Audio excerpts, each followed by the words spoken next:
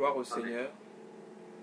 Nous allons ouvrir nos Bibles dans le livre d'Apocalypse. Nous allons lire dans Apocalypse chapitre 2, du verset 8 jusqu'au verset 9. Écrit à l'ange de l'église de Smyrne.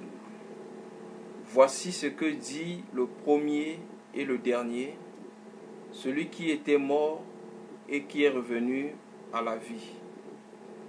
Je connais ta tribulation et ta pauvreté, bien que tu sois riche, et les calomnies de la part de ceux qui se disent juifs et qui ne le sont pas, mais qui sont une synagogue de Satan. Gloire au Seigneur. Shalom bien-aimés. Le Père nous a fait grâce de nous rassembler encore une fois de plus ce soir. C'est une grâce bien-aimée de respirer. Nous recevons les factures d'eau, d'électricité, de gaz pour certains.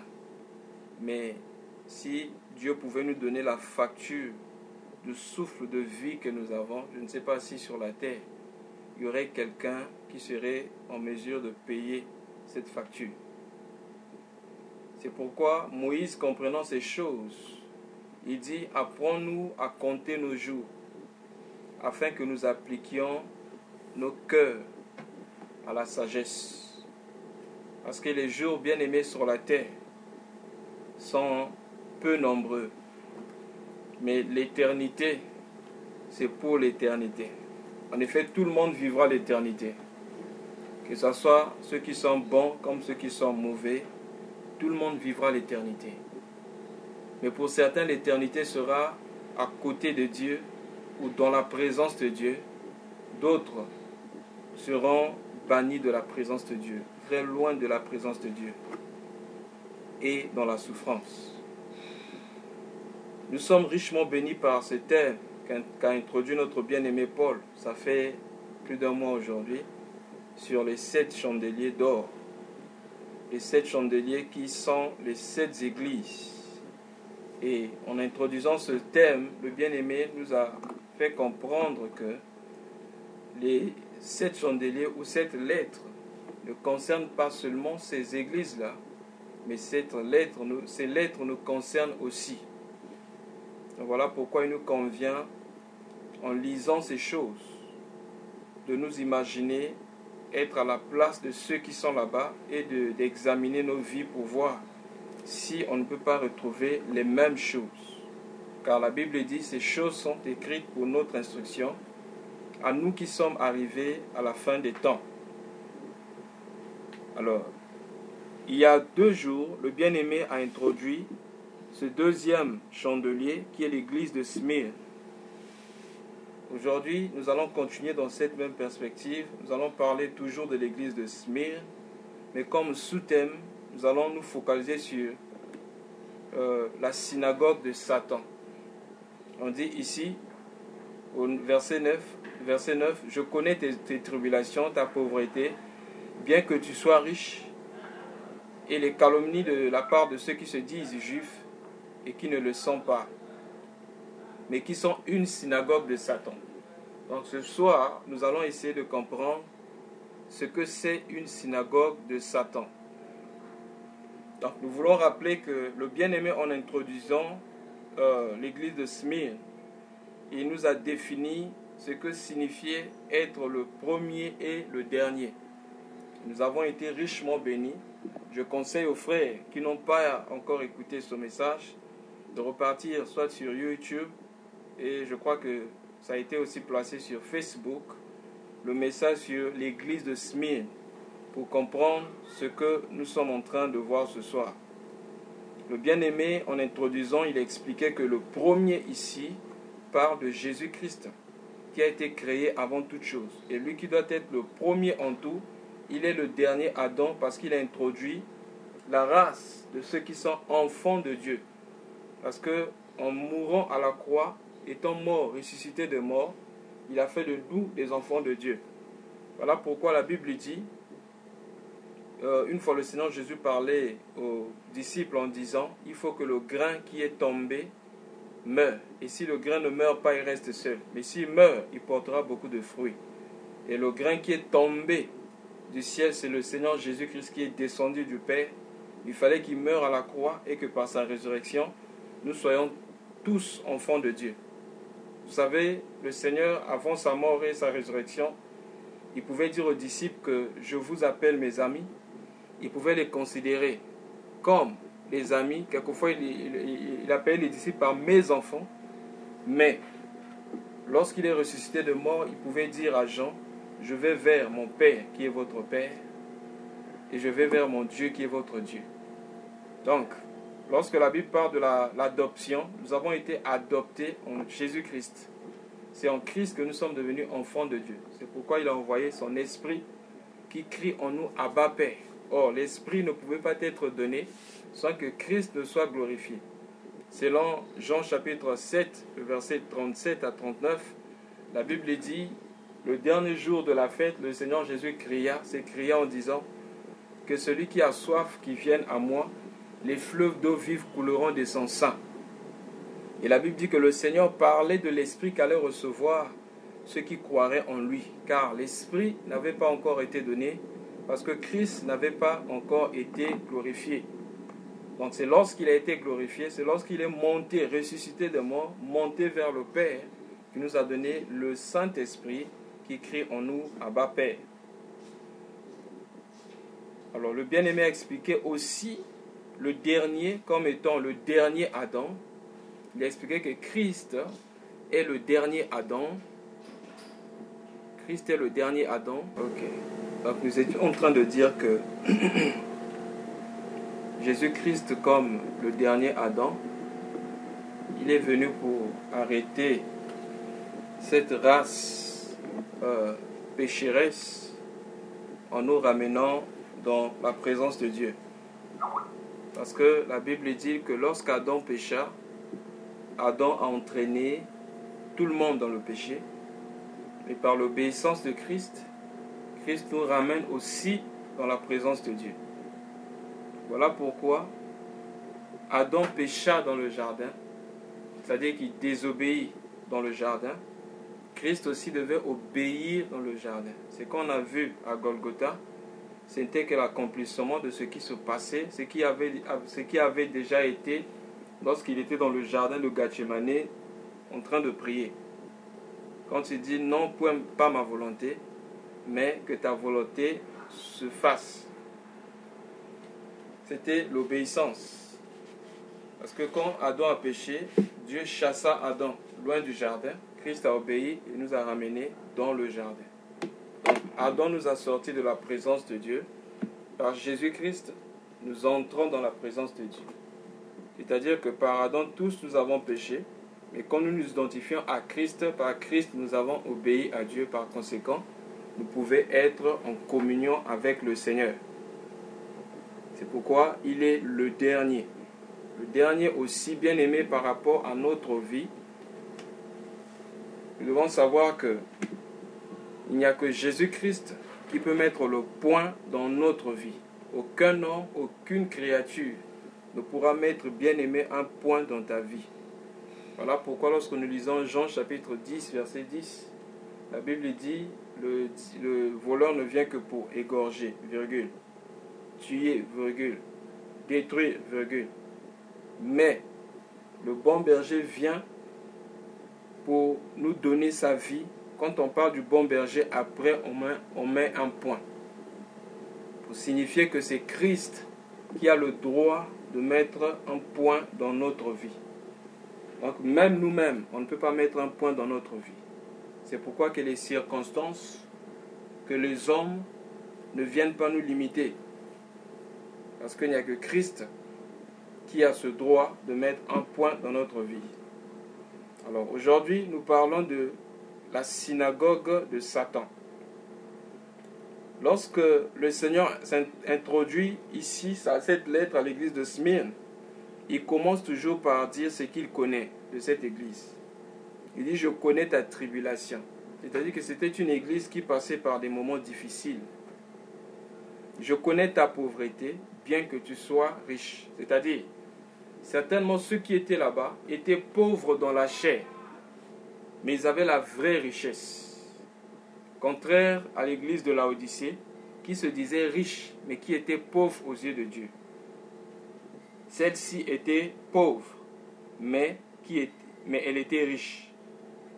Ensuite, on dit, tu subis les calomnies de la part de ceux qui se disent juifs et ne le sont pas, mais qui sont une synagogue de Satan. Donc, qu'est-ce qu'on remarque ici? La marque de ceux qui représentent la synagogue. La synagogue, bien aimé, c'est la maison. Vous savez, les Juifs avaient l'habitude de prier dans les synagogues. C'est-à-dire que la synagogue, au temps de Jésus-Christ, était un peu comme le tabernacle, c'est-à-dire le lieu où les hommes venaient pour rencontrer le Seigneur. Donc on dit ici que cette église, le Seigneur dit qu'il connaît les calomnies de la part de ceux qui se disent juifs, mais qui ne le sont pas. Vous vous rappelez, l'apôtre Paul a dit, les vrais juifs c'est nous. Lesquels? Nous qui ne marchons pas selon la chair, nous qui ne servons pas Dieu selon la chair, ni selon la loi, mais par la grâce. Nous qui sommes circoncis de cœur, pas de la chair, mais circoncis de cœur. C'est nous qui sommes les vrais juifs. Je crois que c'est dans le livre de Galates que l'apôtre Paul parle de ça. Il dit, ces gens se disent juifs, mais ne le sont pas. Mais non, pour nous aujourd'hui, nous pouvons prendre le mot juif ici pour parler par exemple des chrétiens. C'est-à-dire des gens qui se disent chrétiens, mais qui ne le sont pas. Et on dit que ces gens en réalité ne sont qu'une synagogue ou une habitation de Satan. Comment? Par leur calomnie. La calomnie, c'est le fait de parler derrière le dos d'une personne. Vous savez, la Bible dit dehors les calomniateurs. Mais malheureusement, aujourd'hui, dans l'Église, en ce temps de la fin, on considère la calomnie comme un petit péché. Bien aimé dans le Seigneur, nous devons faire très attention. Vous savez, il y a deux types de péchés. On peut pécher directement, on peut pécher en se faisant du mal ou en faisant du mal à soi-même, mais on peut pécher en faisant du mal à une autre personne. Lorsque Adam a péché, c'est la terre qui avait reçu les conséquences de son péché. Vous vous rappelez, Dieu se présenta devant Adam, il dit la terre sera maudite à cause de toi. Mais lorsque la terre sera maudite à cause de toi, mais lorsque Caïn pécha, Dieu dit à Caïn, tu seras maudit. Vous savez, c'était pour la première fois, bien aimé dans la Bible, on voit la malédiction tomber sur un homme. Bien aimé dans le Seigneur. Pourquoi? Parce que la différence entre le péché de Caïn et le péché d'Adam, c'est que Adam, lorsqu'il avait péché, il avait détruit son propre corps. Il avait détruit sa communion avec Dieu. Mais le péché de Caïn, il avait détruit un homme. Voilà la différence. Donc, lorsque nous péchons, en péchant, nous détruisons la vie d'une autre personne. Bien aimé, ça c'est le péché qui entraîne la malédiction. Et c'est un péché, bien aimé, qui a un champ d'action très vaste. Parce que la calomnie ne détruit pas seulement celui qui calomnie, mais détruit d'abord celui qui écoute la calomnie et détruit la vie de celui qu'on calomnie. Vous voyez? Je donne un exemple. Celui qui fume se détruit lui-même. Mais celui qui calomnie un frère détruit sa vie, la vie de celui auprès de qui il calomnie, et il détruit la vie ou la réputation de celui qui calomnie. C'est pourquoi la Bible dit, la main de l'Éternel n'est pas courte pour sauver, ni son oreille trop dure pour entendre, mais ce sont vos péchés qui vous cachent sa face. Vos mains sont souillées de sang. Aujourd'hui, on peut tuer un frère par sa bouche. On peut tuer la réputation d'une personne par sa bouche. Bien aimé dans le Seigneur. faisons très attention. Les gens dont parle le Seigneur ici à l'église, dans l'église de Smyrne, qui représente la maison, l'habitation de Satan, ont été bien aimés caractérisés par une seule chose, les calomnies, la calomnie. Je connais les calomnies de la part de ceux qui se disent juifs, mais qui ne le sont pas, bien aimés dans le Seigneur. Dans le ciel, il n'y a que deux ministères, le ministère d'intercession et le ministère d'accusation. Dans l'esprit de calomnie, il y a aussi l'esprit d'accusation. Lorsqu'on cesse d'intercéder, on commence à accuser et on commence à calomnier. Et quand on parle de la calomnie, bien aimé, il ne s'agit pas simplement, d'avoir raison ou tort. Quand on parle de la calomnie, il ne s'agit pas que cela soit vrai ou faux. Ce qu'on dit peut être vrai. Mais déjà, ce que je sais que je ne peux pas dire devant l'autre, je ne le dirai pas. Bien-aimé dans le Seigneur. Au ciel, il n'y a que deux ministères. En ce moment, il y a le ministère de Jésus-Christ qui intercède et le ministère de Satan. Nous allons prendre ça dans le livre d'Apocalypse qui parle de ça. Apocalypse chapitre 12, le verset 10. 10, la Bible dit, et j'entendis dans le Apocalypse 12, 10. J'entendis dans le ciel une voix qui disait, maintenant le salut est arrivé, et la puissance et le règne de notre Dieu, et l'autorité de son Christ. Car il a été précipité, l'accusateur de nos frères, celui qui l'accusait devant notre Dieu jour et nuit. Bien-aimé dans le accusant ou intercédant. Il n'y a que deux choses. Il n'y a pas de neutre dans cette histoire. Lisons maintenant le ministère de Jésus. Dans le livre de Romains. Romains chapitre 8. Romains chapitre 8. Et nous allons lire Romains chapitre 8, le verset 34. Romains chapitre 8, verset 34. Qui les condamnera? Christ est mort. Bien plus, et il est ressuscité. Et il est à la droite de Dieu et il intercède pour nous. Gloire au Seigneur. Qui les condamnera? Ça prend le même sens de qui les accusera. Christ est ressuscité, Christ est mort. C'est-à-dire, il est mort pour nos péchés, mais il est ressuscité, il est à la droite de Dieu. Qu'est-ce qu'il fait? Il intercède pour nous. Donc, bien aimé dans le Seigneur, dès que nous cessons de prier, nous commençons à accuser.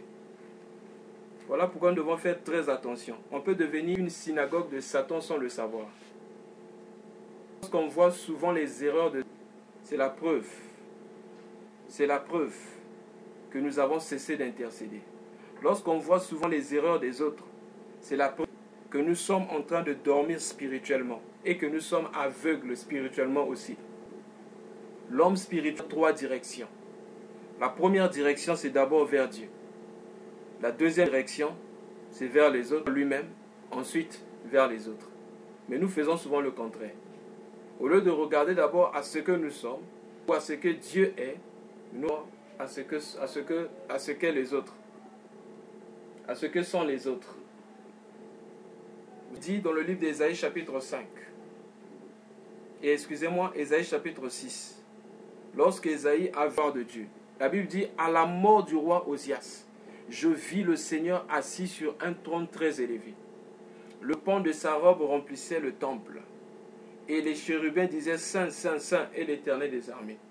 Dès qu'Ésaïe a vu ça, il dit, malheur à moi, l'homme aux lèvres impures, ensuite habitant au peuple impur. Bien-aimé, celui qui voit Dieu dans sa sainteté, il tente bien-aimé de juger les autres. Il n'aura pas le temps de condamner les autres parce qu'il sera plus conscient de ses propres péchés. Pourquoi? Très loin de toucher bien-aimé à la sainteté de Dieu. Voilà pourquoi il nous convient d'avoir nos yeux fixés sur le Seigneur. Nous avons nos yeux fixés sur le Seigneur. Nous allons grandir en sainteté, nous allons progresser et nous allons avancer bien-aimé dans notre vie chrétienne.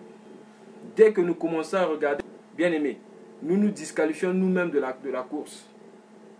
L'apôtre Paul a dit, je cours. Alléluia. Il dit, je porte mes regards vers de l'avant. Qu'est-ce que toi tu regardes? Tu regardes la vie des autres ou tu regardes vers l'avant? Il dit, oublions ce qui est en arrière, portons mes regards vers ce qui est de l'avant. Philippiens chapitre 3, de versets 13 à 15. Portons mes regards vers ce qui est de l'avant. Je cours, bien-aimé. Toi, tu cours ou tu marches? Tu cours ou tu regardes, bien-aimé, les mains. Tu bénis le Seigneur. Nous sommes en train, ce sont les Jeux Olympiques qui se déroulent l'autre là, au Brésil. Imaginez-vous un athlète qui est qualifié pour les 100 mètres. Au lieu de courir, il commence à regarder comment les autres courent ou à regarder les mollets des autres ou à regarder les numéros des autres. Celui-ci ne va jamais remporter la médaille. C'est comme ça que, bien-aimés, nous devons achever notre vie chrétienne. Courons, bien-aimés, courons de manière à remporter le prix. Courons de manière à remporter le prix. Celui qui court de manière à remporter le prix, il sera plus sur Dieu.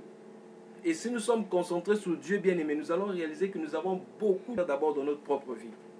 Plusieurs personnes ne grandissent pas spirituellement parce qu'ils passent trop longtemps à regarder ce qui se passe d'abord chez autrui. Le Seigneur Jésus a dit, pourquoi vois-tu la paille qui est dans l'œil de l'autre et tu ne vois pas la poutre qui est dans ton œil? Faisons très attention, bien-aimés, dans le Seigneur. Si nous avons le Seigneur, nous regardons, nous considérons la sainteté du Seigneur, bien-aimés, nous allons nous rendre compte que celui qui a besoin de la repentance, c'est d'abord nous. Et bien-aimés, nous serons plus conscients de nos propres péchés, de ce que nous sommes devant Dieu. Bien-aimés, c'est comme ça que nous allons grandir. Nous allons avancer avec Dieu. Nous allons cesser, bien-aimés, avec les calomnies. Combien aujourd'hui se frappe aujourd'hui sur Internet? Regardez, bien-aimés, quelquefois de condamner les œuvres du malin. Nous sommes appelés à faire ça, bien-aimés. Lorsque nous regardons l'Église ne pas bien marcher, si nous avons l'esprit de Jésus-Christ, nous allons prendre la chicotte et chasser ces vendeurs de pigeons, de vendeurs de bœufs et de monnaie dans l'Église moderne, de Dieu moderne. Mais bien-aimés, en faisant cela, regardons d'abord à ce que nous sommes, si nous avons quelque chose à enlever en nous. Et faisons-le pour la gloire de Dieu, non pas pour montrer que nous sommes quelque chose. Faisons très attention. La calomnie de la part de ceux qui se disent mais qui ne le sont pas. La calomnie de la part de ceux qui se disent chrétiens mais qui ne le sont pas. Tout ce que je ne peux pas dire dans sa présence, je ne le dirai pas en son absence. Voilà le principe. Tout ce que je ne peux pas dire de mon frère à son absence, je ne le dis pendant qu'il est présent, je ne le dirai pas en absence. C'est très important. Synagogue de Satan, c'est-à-dire que c'était dans une église. Mais le Seigneur identifie cette église comme à cause d'un groupe de gens. Pourquoi? Parce que le Seigneur pouvait, bien aimer dans le Seigneur, pouvait retrouver les caractères de Satan dans la vie de ses hommes. Et qu'est-ce que le Seigneur retrouve là-bas? Calomnie. Il y a la calomnie. La deuxième des choses, les accusations. Vous savez, l'homme tomba dans le jardin. La première des choses, bien aimées, que l'homme commença à faire, c'était l'accusation. C'était d'accuser sa femme. Dans le jardin, il appelle Adam. Adam, où es-tu? Il dit, je suis allé me cacher. Parce que je suis nu. Mais qu'est-ce que tu es nu? Est-ce que tu as mangé du fruit de l'arbre? Il dit, non, c'est la femme que tu m'as donnée. Quand tu arrives chez la femme dit, non, c'est pas moi, c'est toi. Voilà, bien aimé, la nature adamique. Lorsque, bien aimé, nous recevons le virus du serpent, c'est ce qui arrive dans la vie des hommes. Bien aimé, quand nous commençons, bien aimé, à accuser, quand nous commençons, bien aimé, à trouver misère pour nos fautes, pour nos problèmes, ça veut dire que nous sommes devenus une synagogue de Satan. Il y a des gens qui n'ont jamais... Quand ils expérimentent des choses, ils trouvent toujours des boucs émissaires. Si je suis comme ceci, c'est à cause d'un tel. Si je vis telle chose, c'est à cause d'un tel. Quand bien-aimé, tu vas accuser les hommes.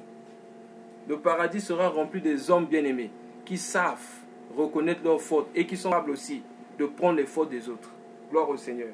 Pendant que le Seigneur Jésus était à la croix, entouré de 2 voleurs, de 2 brigands. Il y a un qui va dire au Seigneur Jésus, si tu es le Fils de Dieu, sauve-toi et sauve-nous. Sauve-toi et sauve-nous. Et la Bible dit qu'il insultait même le Seigneur. Mais à côté, il y avait un autre qui avait l'esprit de gens qui seront partis. Il dit, ne crains-tu pas Dieu? Nous méritons nos fautes. Parce que le paradis sera rempli des hommes qui savent reconnaître leurs fautes. Non, nous méritons, mais celui-ci n'a rien fait. Dès que le Seigneur Jésus se retourne et regarde ce type-là, il dit, après ce type-là, le Seigneur Jésus, souviens-toi de moi, tu viendras dans ta gloire. Il dit, je te le dis en vérité, tu seras avec moi aujourd'hui au paradis. Pourquoi? Le paradis sera rempli des hommes et des femmes qui reconnaissent leurs fautes et qui sont capables de prendre même sur eux les fautes des autres. Voilà pourquoi ce n'est pas étonnant que qui parle des sages, il a cité Daniel.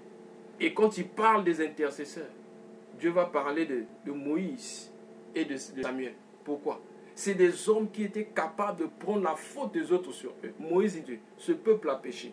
Ne pardonne pas ce peuple, tue-moi. Enlève mon nom du livre, de ton livre. Bien-aimé dans le Seigneur, avons-nous cet esprit bien aimé pour notre vie, pour notre mariage, pour notre santé? Nous trouvons toujours des boucs émissaires. Voilà pourquoi des chrétiens aujourd'hui courent après les charlatans, ceux qu'on appelle des prophètes aujourd'hui, pour chercher ce qui ne va pas dans leur vie. Et ils veulent des gens derrière. Et comme ces gens, connaissant le désir de ces gens qui vont voir ces prophètes, ils leur disent toutes choses. Oh, tu sais ce que tu vis qui fait ça. Et à Kinshasa, il y a plusieurs enfants qui sont devenus enfants de la rue aujourd'hui à cause de ces pseudo-prophètes qui ont utilisé soi-disant le principe de Jonas, la théorie de Jonas. Pour que la famille soit dans la paix, pour que le bateau soit en paix, il faut jeter Jonas dans l'eau. Donc par conséquent, ces enfants-là sont des sorciers. Pour que la famille soit en paix, pour que la famille soit protégée, il faut jeter l'enfant dans la rue. Et plusieurs enfants sont partis, bien aimés. Entre l'esprit du malin, entre l'esprit de la sorcellerie et la puissance et le Saint-Esprit, qui est plus fort? Si l'enfant, alors l'homme de Dieu là, pourquoi? Délivrer l'enfant. Oh bien-aimé dans le Seigneur, synagogue de Satan, la calomnie, l'injustice, les préjugés, les soupçons, qui sont, cet esprit-là, soupçonne facilement le mal dans les autres. Tu vois quelqu'un faire quelque chose, toi tu regardes la personne, tu commences à imaginer ce qui se trouve dans le temps. Il y a un passage dans le livre de Proverbes qui dit, comme le visage répond au visage, ainsi le cœur de l'homme répond au cœur de l'homme. J'ai oublié le passage. Comme le visage répond au visage, comme le visage répond au visage dans l'eau, ainsi le cœur de l'homme répond au cœur. Celui qui a écrit le proverbe vous l'a dit. Il dit, lorsque tu te regardes dans l'eau, tu ne verras que ton visage. Ça veut dire quoi? Ton cœur est mauvais. Quand tu regardes les autres, tu auras tendance à penser ou à imaginer le mal de leur cœur. Et tu dis des choses. Tu crois que cette personne a fait telle chose ou agit de telle façon parce que cette personne te veut du mal. Alors que ce n'est pas le cœur de cette personne. En réalité, c'est ce qui est mauvais. Et comme ton cœur est mauvais, tu commences à soupçonner le mal dans le cœur d'autrui. Et ça, c'est bien aimé, être synagogue de Satan. Parce que là, dit, l'amour espère tout, l'amour croit tout, l'amour ne soupçonne point le mal. Gloire au Seigneur. 1 Corinthiens chapitre 13. L'amour ne soupçonne le mal. Donc lorsque nous soupçonnons le mal dans la vie des autres personnes, c'est que, en ce moment-là, nous sommes en train d'être une synagogue de Satan. Et nous pouvons bien aimer retrouver beaucoup de caractéristiques de Satan dans la vie de ceux qu'on appelle chrétiens aujourd'hui, ceux qu'on appelle, puisque la Bible parle ici, pas des gens du dehors, du dedans. On dit, de la part de ceux qui se disent juifs, je suis dans Apocalypse 9, vers la fin, de la part de ceux qui se disent juifs et ne le sont pas, je paraphrase, de la part de ceux qui se disent chrétiens, appartenir à Jésus-Christ, mais en réalité, qui ne le sont pas. De ceux qui ont souvent la Bible, qui vont chaque jour, chaque dimanche, chaque mercredi, je ne sais pas, je ne connais pas les de culte de chacun, mais de souvent dans les réunions de prière, dans les réunions où les hommes élèvent Jésus, qui chantent, qui exercent même un ministère, mais qui ne le sont pas. Parce qu'on peut retrouver dans leur vie des caractéristiques de Satan. Parce qu'on dit une synagogue de Satan, l'habitation de Satan. Vous savez, quelque part, la Bible dit, ne vous mélangez pas aux infidèles. Parce que vous êtes le temple de Dieu.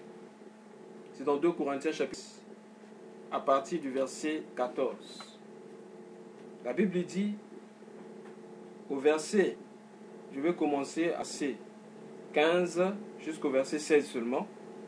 Quel accord y a-t-il entre Christ et Bélial? Ou quelle part a le fidèle avec l'infidèle?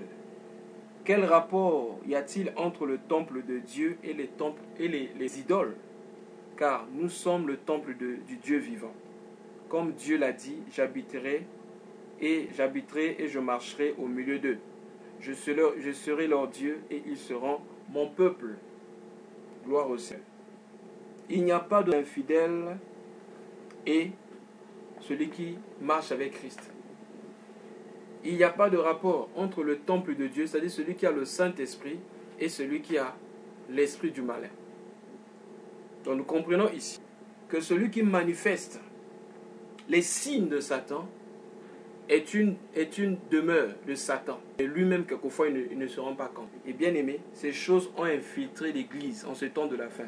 Plusieurs personnes n'arrivent pas à se rendre compte de ça. Bien aimé dans le Seigneur. L'apôtre Jean déjà, dans ses épîtres, disait que l'Antéchrist vient. Il y en a plusieurs qui sont entrés dans le monde. Si je peux retrouver le passage, c'est une bonne chose. Celui-là, 1 Jean chapitre où on dit, vous avez appris que l'Antéchrist vient. En Jean chapitre 2, nous allons prendre le verset 18 à 19. Une fois de plus, ces écrits concernent les hommes et les femmes qui faisaient partie du peuple de Dieu. En Jean chapitre 2, du verset 18, du verset 18 au verset 19. Petits enfants, c'est la dernière heure. Et comme vous avez appris que Christ vient, il y a maintenant plusieurs antéchrists. Par là, nous connaissons c'est la dernière que c'est heure. Comment savoir que c'est la dernière heure? Par la présence de plusieurs antéchrists. Verset 19. Ils sont sortis de nous, mais ils n'étaient pas des nôtres. Car s'ils usent des nôtres, ils seraient demeurés. Mais cela est arrivé afin qu'il fût manifeste que tous ne sont pas des nôtres. Amen. Plusieurs antéchrists existent maintenant. Maintenant, il y a plusieurs antéchrists. Un antéchrist, c'est celui qui vient se passer pour Christ et celui qui vient aussi s'opposer à l'union de Jésus-Christ. C'est simple. Prenons l'exemple des églises aujourd'hui. Vous savez que le Seigneur Jésus avait cité ce que Daniel cita lorsqu'il priait pour la restauration pendant les 70 semaines de Daniel. Jésus-Christ dit dans Matthieu chapitre 24, verset 15. Il dit, lorsque vous verrez l'abomination de la désolation, a parlé le prophète Daniel, c'est établi dans le lieu saint, que celui qui lit fasse attention. Lisons ça, Matthieu chapitre 24. C'est pourquoi, lorsque vous verrez l'abomination de la désolation, dont a parlé le prophète Daniel, établi en lieu saint, que celui qui lit fasse attention. Lorsque vous verrez l'abomination de la désolation, a parlé le prophète Daniel. Or, Daniel avait parlé de qui? Lorsque nous lisons Daniel chapitre 9, Daniel était en train de prier parce que pour lui, l'heure était arrivée pour que la restauration bien-aimée du peuple de Dieu arrive. Mais comme la restauration ne venait pas, Daniel resta là en train de prier. Et pendant qu'il priait, Dieu envoya, bien-aimé, l'ange afin de donner l'explication à Daniel. Et c'est là qu'on va expliquer les 70 semaines à Daniel. Et lorsqu'on explique les 70 semaines à Daniel, Daniel parle d'une créature qui viendra et qui fera alliance avec plusieurs. Il parle de l'Antéchrist. Et il dit, il fera alliance avec plusieurs en peu de temps. Il était en train de parler de... Je ne veux pas rentrer dans ça pour ne pas que cela nous prenne du temps. Mais il a parlé, bien-aimé, de 3 ans et demi que l'Antéchrist fera, bien-aimé, sur terre. Et le Seigneur Jésus reprend la même chose en disant que lorsque vous verrez l'abomination de la désolation dont a parlé le prophète Daniel, s'établit dans le lieu saint, que celui qui lui fasse attention. Nous sommes à la fin des temps. Et nous venons de lire dans le livre de 1 Jean chapitre 2, dans 1 Jean chapitre 2, versets 18 à 19 là-bas, qui dit que vous avez appris que l'antéchrist vient. Maintenant, il y a plusieurs antéchrists qui sont là dans le monde. Et par là, nous savons que nous sommes à la dernière heure. Alors, rentrons maintenant dans les églises. Vous allez bien aimer facilement remarquer cela. L'apôtre Paul avait déjà attiré l'attention des chrétiens de Corinthe dans 2 Corinthiens chapitre 11. Qu'est-ce que l'apôtre Paul dit? Je vais commencer à partir du verset 2 jusqu'au verset 4. 2 Corinthiens chapitre 11 du verset 2 au verset 4. Car je suis jaloux de vous d'une jalousie de Dieu, parce que je vous ai fiancé à un seul époux, pour vous présenter à Christ comme une vierge pure. Toutefois, de même que le serpent séduisit Ève par sa ruse, je crains que vos pensées ne se corrompent et ne se détournent de la simplicité à l'égard de Christ. Car si quelqu'un vient vous prêcher un autre Jésus que celui que nous avons prêché, ou si vous recevez un autre esprit que celui que vous avez reçu, ou un autre évangile que celui que vous avez embrassé, vous le supportez fort bien. Qu'est-ce que nous remarquons ici? L'apôtre Paul dit qu'il a peur. Il a peur que, de la même façon que le serpent séduisit Ève par sa ruse, il craint que nos pensées, les pensées des chrétiens arrivés à la fin des temps, se corrompent à l'égard de quoi? Se corrompent et se détournent de la simplicité à l'égard de Christ. Vous savez, le serpent, le diable, prend plusieurs... Le diable prend plusieurs formes. Le diable prend plusieurs formes. Et le diable, en se représentant, en prenant toutes ces formes, l'une de ces formes, c'est le malin. Et lorsqu'on parle du malin, il utilise la ruse. Il utilise la ruse. La ruse, c'est d'une façon, c'est-à-dire qu'il ne vient pas de façon à ce qu'on puisse le reconnaître. Mais il vient d'une façon cachée. Voilà pourquoi, dans 2 Thessaloniciens chapitre 2, le verset 7, la Bible dit le mystère de l'iniquité agit déjà. Donc, quand on parle des mystères, le mystère c'est ce qui est caché. Donc le diable est en train d'agir déjà aujourd'hui, mais il agit en cachette. Et il a infiltré l'église par sa ruse. Et qu'est-ce que le diable emmène? C'est ce que l'apôtre Paul dit ici. Que nous soyons, que nos pensées, il dit, je crains que vos pensées ne se corrompent et se détournent de la simplicité à l'égard de Jésus-Christ. Bien aimé, regardez l'église aujourd'hui. L'église a perdu la simplicité, la dévotion, ce qui est plus important dans les églises. Une fois, pendant que les apôtres servaient dans le livre des Actes des Apôtres, dans Actes chapitre 6, ils ont dit que nous ne pourrons pas continuer à servir à la table. Parce qu'ils avaient le risque d'abandonner ce qui était plus important. Et qu'est-ce qui était plus important? C'était la parole et la prière. Il dit choisissez des hommes afin que nous nous focalisions à la parole et au ministère de la prière. C'est très important. Mais aujourd'hui, on a laissé, bien aimé, ce qui est plus important dans les églises, bien aimé, pour s'attacher à ce qui est éphémère. Donc pour aujourd'hui, nous allons nous arrêter là. Nous allons continuer, si le Père fait grâce, prochainement, dans ce thème de la synagogue de Satan. Que le Père nous aide. Au nom de Jésus, Amen.